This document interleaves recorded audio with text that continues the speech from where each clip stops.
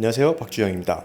요즘 강남 도산대로 같은 곳을 가면 5분도 아닙니다. 1분에 슈퍼카가 한 대씩 보일 정도로 값비싼 차량들이 많아졌죠. 뭐 람보르기니, 페라리, 맥라렌, 이제 어지간한 포르쉐급은 주목조차 받지 못할 정도로 흔해졌습니다. 물론 이런 어마무시한 차량들을 절대 일반적인 소비자분들이 구매할 순 없죠. 차량 가격만 기본 3, 4억을 호가하는 드림카인데요. 그럼에도 이렇게 슈퍼카나 고가의 외제차들이 많이 보이다 보니 대한민국의 부자들 정말 많다, 은근히 없는 차 없는 대한민국, 우리나라에도 구석구석 살펴보면 귀한 차들이 많다, 뭐 이런 반응들이 나오기도 하죠. 일반적으로 슈퍼카를 떠올리면 대부분 포르쉐나 람보르기니 그리고 페라리, 이 세 제조사를 떠올리는데요. 줄여서 포람페라고도 하죠. 근데 요즘은 포르쉐가 조금 빠지는 분위기고 이 자리를 맥라렌이 꿰차고 있다는 이야기가 들려오기도 합니다. 맥라렌에서 공도에서 탈 수 있는 슈퍼카들을 적극적으로 출시하기 시작했고 국내에서도 꽤 많이 판매가 되었기 때문에 이런 이야기들이 나오는 것이죠. 자, 그럼 고가의 외제차들이 즐비한다는 서울 강남 도산대로에서는 어떤 차량들을 볼 수 있는지 같이 한번 알아보시겠습니다.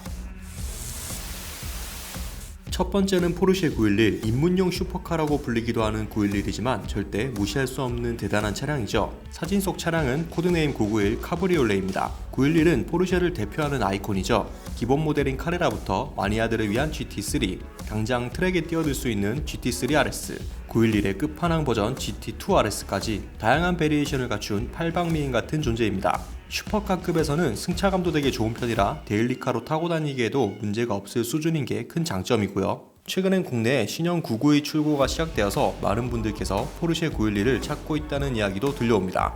두 번째는 람보르기니입니다. 여러분은 람보르기니 하면 가장 먼저 어떤 차가 떠오르시나요? 간판 스타는 역시 아벤타도르가 아닐까 싶습니다. 국내에서도 아벤타도르가 굉장히 인기가 많아서 직수입도 많이 되었고 도산대로에서 꽤 자주 볼 수 있는 슈퍼카 중 하나입니다. 자주 볼 수 있다고 저렴하고 그런 건 당연히 아니겠죠. 아벤타도르 신차 가격은 그나마 저렴하다는 쿠페 모델도 6억 정도를 줘야 합니다. 로드스터 모델은 더 비싸고요. 아벤타도르는 현재 파이널 모델인 XEV-J가 판매되고 있는데요. 이 차량은 900대 한정판입니다.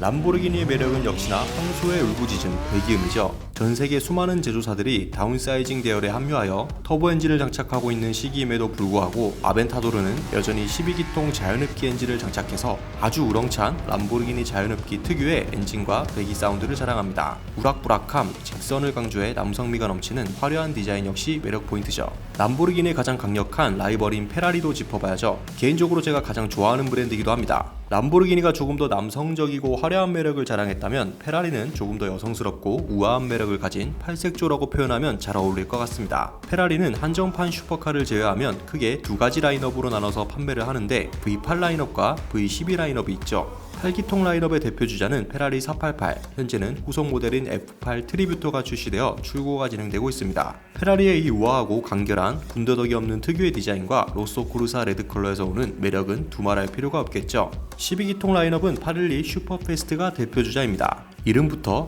빠릅니다. 매우 빠른 차라는 걸 어필하고 싶었나 봅니다. 페라리의 특징이라고 하면 다른 브랜드들과는 다르게 외관의 리어 스포일러라고 불리는 거대한 다운포스 윙 같은 게 달리지 않는다는 것인데 페라리는 오로지 차체의 곡률과 디자인, 뒤에 달린 아주 작은 가변식 스포일러로 모든 다운포스를 조절합니다. 포람페를 모두 살펴봤으니 이제 마지막으로 떠오르는 신흥주자 맥라렌을 봐야겠죠. 맥라렌은 현재 국내 정식 딜러사를 통해 판매가 되고 있고요. 대표적인 모델은 720S나 570 이런 차들이 되겠네요. 과거 650S나 스페셜 버전 675LT 같은 차량들도 있었는데 이 맥라렌은 람보르기니나 페라리들보다도 트랙에서 비등하거나 더 빠른 어마무시한 성능을 보여주는 슈퍼카로 잘 알려져 있습니다. 영국 브랜드고요. 원래 맥라렌은 모터스포츠에서도 유명하던 회사였는데 90년대 맥라렌 F1을 만들면서 자동차 공학의 끝판왕을 보여주었죠.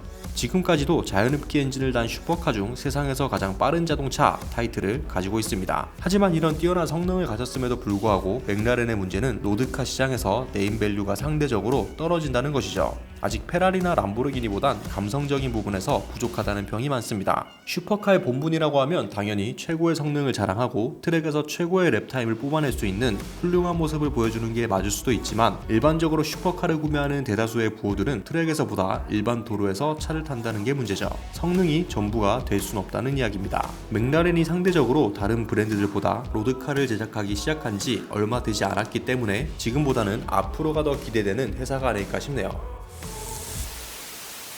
오늘은 국내에서 자주 포착되는 슈퍼카들에 대한 이야기를 나눠봤습니다. 도산대로에서 포착되는 비싼 외제차들, 롤스로이스나 벤틀리 이런 차들도 많은데요. 오늘은 슈퍼카 중심으로 얘기해봤고 다음엔 럭셔리 카들을 주제로도 한번 다뤄보도록 하겠습니다. 대한민국 부자들이 정말 많습니다. 오토포스트 독자 여러분들도 꼭 멋진 슈퍼카를 탈 수 있는 차보다 더 멋진 사람이 되시길 바라면서 오늘 영상 마쳐보도록 하겠습니다. 지금까지 저는 박준영이었습니다. 감사합니다.